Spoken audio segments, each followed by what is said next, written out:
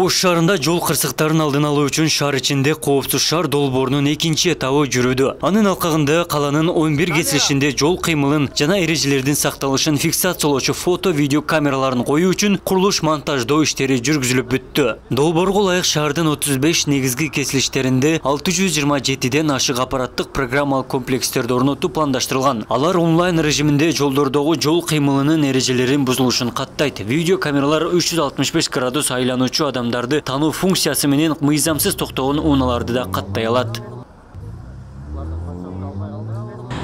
Бул 11 кесилиште азыркы учурда 3 функциялуу камералар орноштурулган.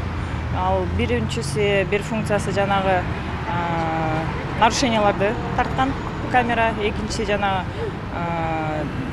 туура эмес авто унааларды жолдун боюна койгон тууралуу функциясы бар камера коюлган, жана 360 градуска тегеренип айланган камера коюлган. Ошондой эле ар бир тилкеде адам кишинин жүзүн таануу камерасы да коюлган. Ош шаарында быйылкы жылы долбоор үчүн 11 миллион сом акча бөлүнүп, Кытай мамлекетинин Shenzhen Saiway Intelect компаниясы иш алып барууда. Жаңы камералар жол кыймылынын эрежелерин сактоону көзөмөлдөө. Автоматтык түрдө айдоочуларды тартипке салып, бош участкалардагы ылдамдык режимин турукташтырат. Ошондой эле катардагы сактоону ретке келтирип, жөө адамдарды өтүүчү сызыктарда жөө жүргүнчүлөргө артыкчылык берүүгө шарт түзөт. Долбоор кийинки айдан ишке кирүүсү күтүлүүдө. Ошондой эле Ош облусундагы узак жолдорго ылдамдыкты жана адамдын кимдигин аныктай 37 камера орнотулат. Ош областында бул трассада коюлат, рубежный деп айтылат. Аякта ошол адам кишинин жүзүн таануучу коюлат.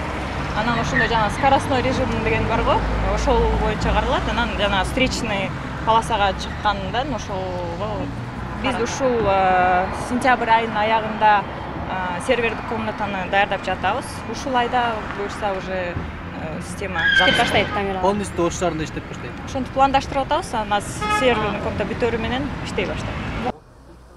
Коопсуз шаар бул өлкөнүн жолдорунда жол кырсыктарынын санын кыскартуунун натыйжалуу жолдорунун бири. Долбоордун биринчи этабы 2019-жылы Бишкек шаарында башталган. Коопсуз шаардын экинчи компоненти республиканын бардык аймактарын, өлкөдөгү 2 шаарды жана 15 облустук маанидеги шаарды, 73 калктуу конушту камтыйт. Долбоордун экинчи этабын 2022-жылдын 10-мартында бүтүрүү пландалууда.